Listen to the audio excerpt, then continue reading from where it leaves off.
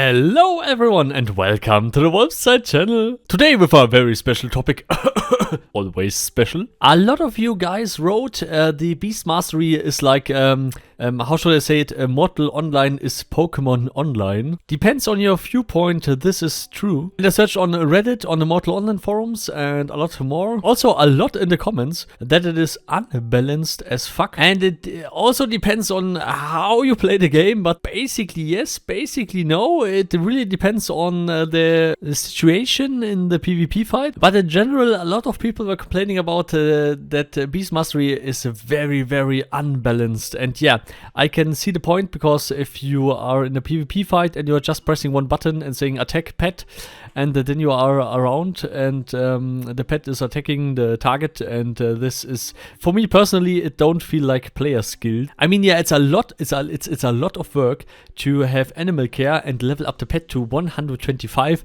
Holy fucking crap, this takes way too much time. But the other way around is like if you are a Thulzar in a full, I don't know, tank steel plate armor, and you're getting fucked by a terror bird and stuff like that, you're getting really angry, and you're getting not really angry about the attacker, you are also getting very angry about Star World, of course. I mean, for Mortal Online 1 we had also an era called I don't know, a Pokemon Online. It was like 1 year. And yeah, pets were totally OP. Also with the Necromancy patch, there were the Death Knights, and they were fucking OP as hell. And everyone used the fucking Death Knight. And yeah, the Death Knight costs a lot of money. I don't know, 3,000 gold or more just to have a fucking Death Knight. And a fucking useful Death Knight. And this really was a big problem. I mean, if you can just imagine, everyone is running around with, I don't know, Necromancy Death Knights, and everyone is running around with 2 Molvas. It was also able to, the Ultimeki, it was in Mortal Online 1, it was called the Kimuru. And you had 2 Molvas, and you were able, with 2 Molvas and Molva armor, of course, to kill the Kimuru alone.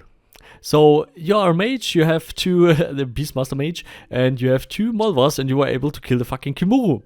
And yeah, it was fucking unbalanced as hell. So now it's a lot better. In Mortal Online 2, it's improved a lot. Yeah. In Mortal Online 1, they also improved it then later, but a little bit too late in my opinion. And yeah, a lot of people were just complaining that Mortal Online 1 was Pokemon Online for 1 year. And in Mortal Online 2, I see the same complaints right now. So if you see, if you look on Reddit, if you look at the forums, if you look wherever, a lot of people are complaining about that it's Pokemon Online. I don't know, I have seen Pokemon Online. I've also played the Pokemon MMORPG, by the way. But I also played Pokemon Online in Mortal Online 1. And this was fucking hell. And then in Mortal Online 2, it's okay. It's not perfect. It's still a little bit unbalanced, but it's better than it was in the first game. The sad thing here is a lot of people are complaining about the balance of the game and stuff like that.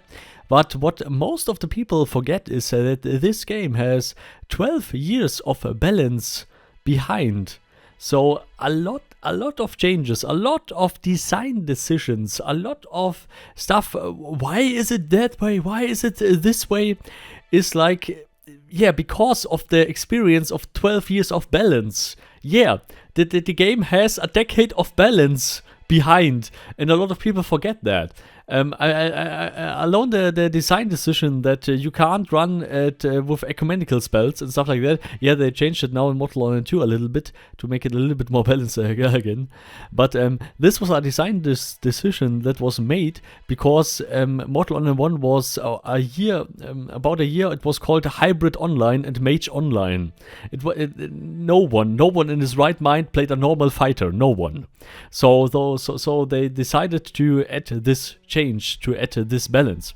And the same for the Beastmastery stuff. So it's very important that you never forget that behind a few game design decisions, there is a lot of stuff behind. But the much more important thing is now Henrik's statement to the Beastmastery. Yeah, it took a few hours to get this. I didn't remember where it was, but I found it. And you know, there's been we're trying to follow up as well on Beastmastery. You know, we invested a lot of resources and features in all the creatures, and we're still not really there where we, you know, are aiming for when it comes to promoting active gameplay, using the actions correctly, timed properly, and get a reward for that, being more effective by doing that, rather than passively attacking, run away, passively attacking. That shouldn't be, or at least in our design, that's not the intended main style for being a proper Beastmastery. So we are slowly looking to following up on that. We're taking small boosts in abilities, and along with those abilities becoming useful and powerful, we can also address the base damage. So we can deliver what we are aiming for there, and also promote more engaging, fun, skillful, rewarding using pets. It's we need a few more rounds to move forward there.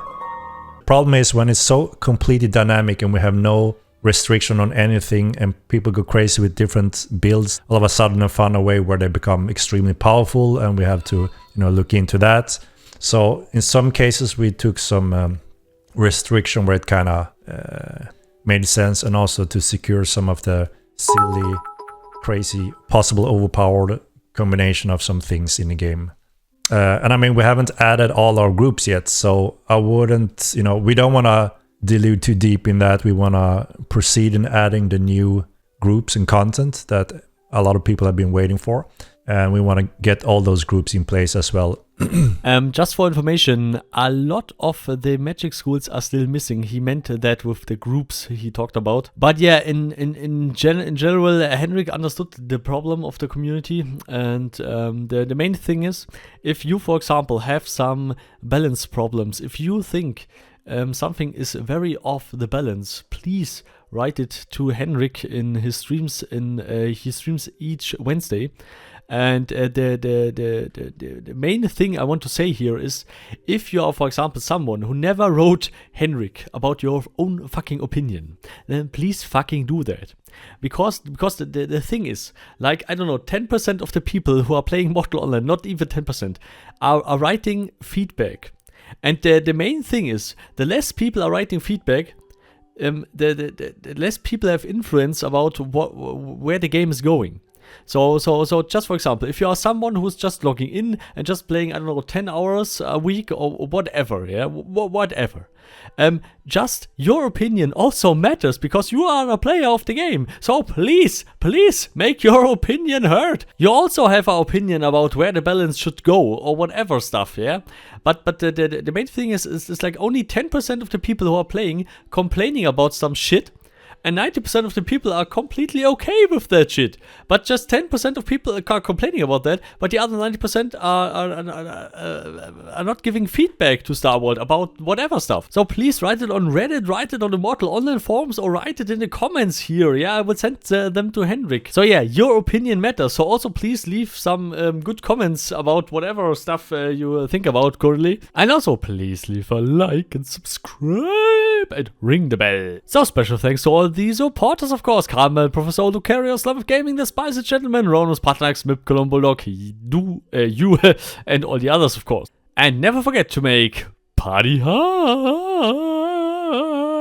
See you all next time. Goodbye.